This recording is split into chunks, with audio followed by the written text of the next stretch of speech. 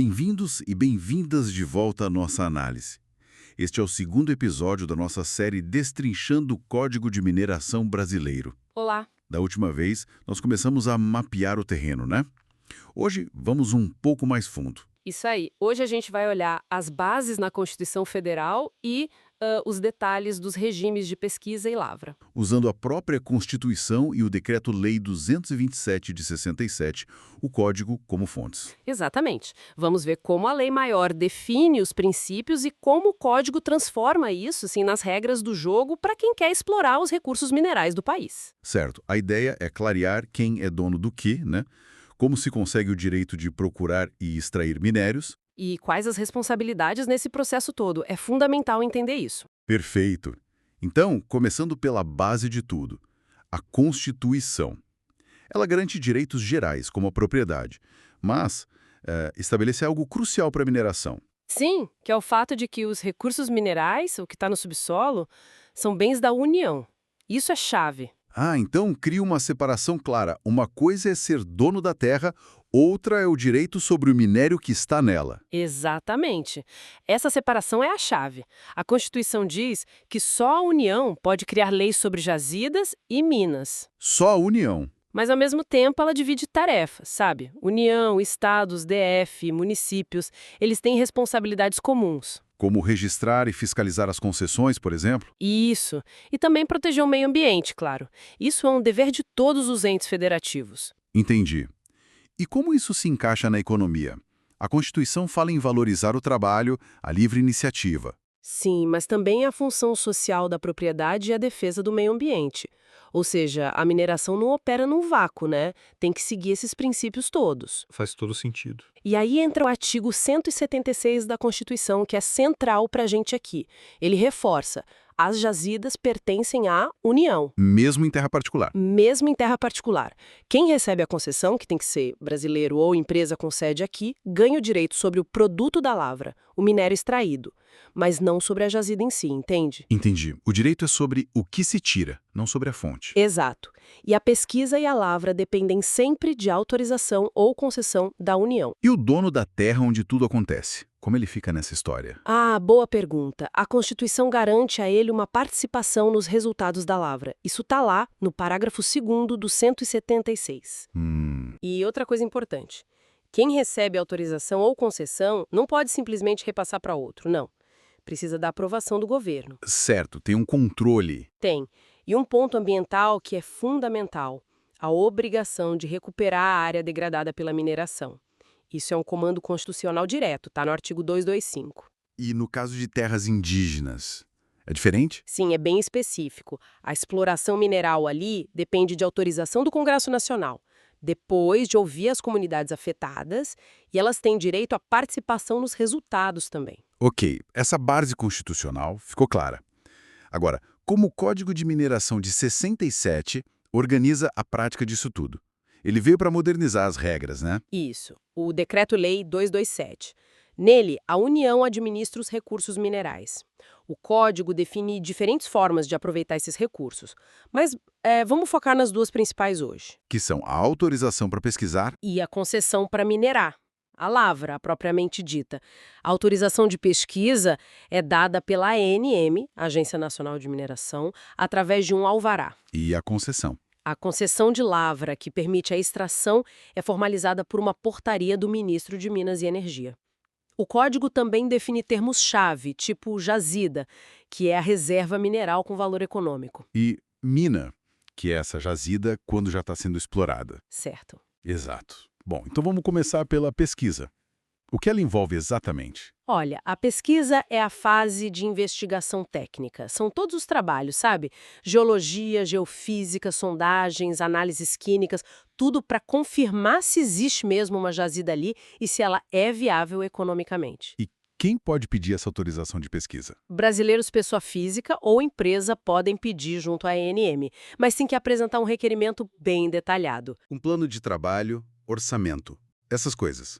Isso, dados do requerente, as substâncias que busca, a área bem definida com planta, o plano dos trabalhos, orçamento e precisa ter um responsável técnico assinando, um geólogo ou engenheiro de Minas. E tem aquela questão da área estar livre, né?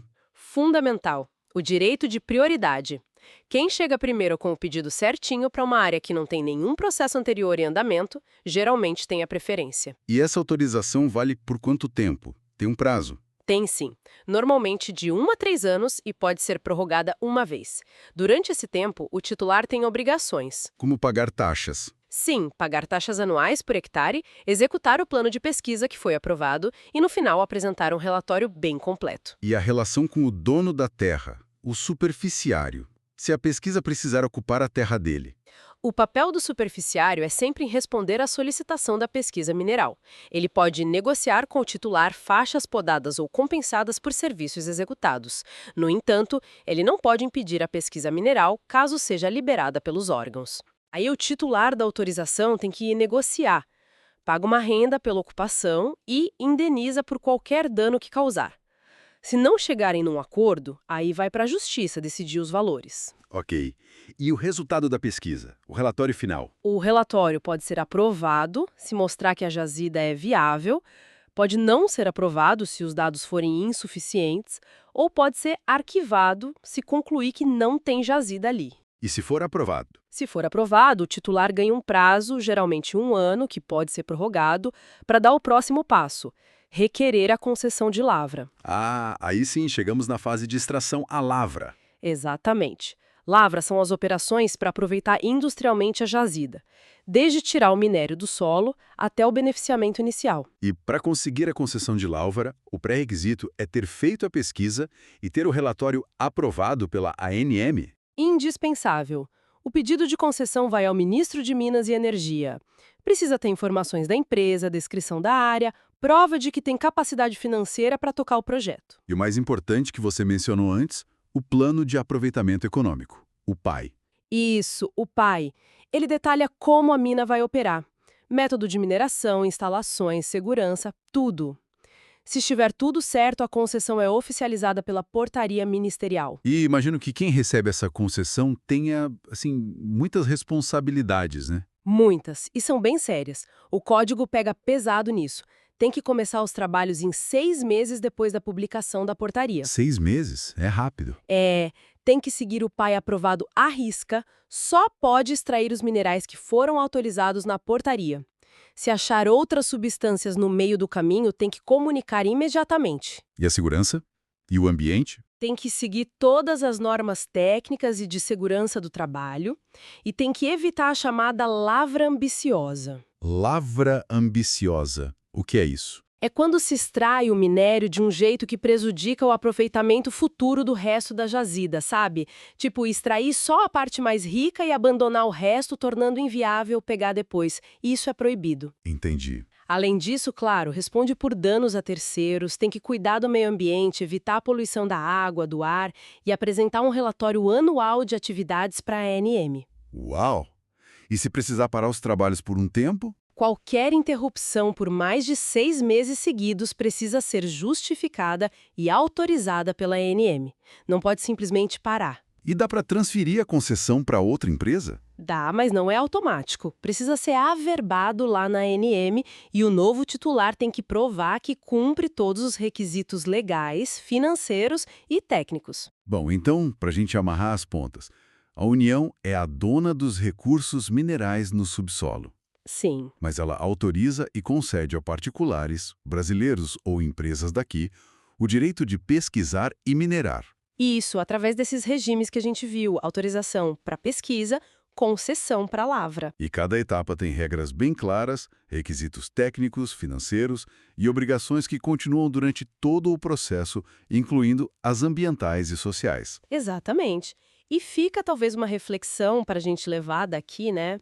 A legislação detalha muitos direitos e deveres. Ela tenta criar um equilíbrio entre explorar a riqueza mineral, que é importante para a economia, respeitar quem vive na área, o dono da terra, as comunidades, e proteger o meio ambiente. A lei, no papel, busca esse equilíbrio. Certo. Mas pensando na complexidade enorme, né, e no tempo que dura um projeto de mineração, que são décadas às vezes, Será que os mecanismos de fiscalização que a gente tem hoje são realmente suficientes para garantir que esse equilíbrio pretendido pela lei funcione na prática, do começo ao fim da vida útil de uma mina? É algo para se pensar, né? Como garantir a efetividade disso tudo no mundo real? Uma ótima questão para finalizar. Realmente, a implementação e fiscalização são desafios constantes.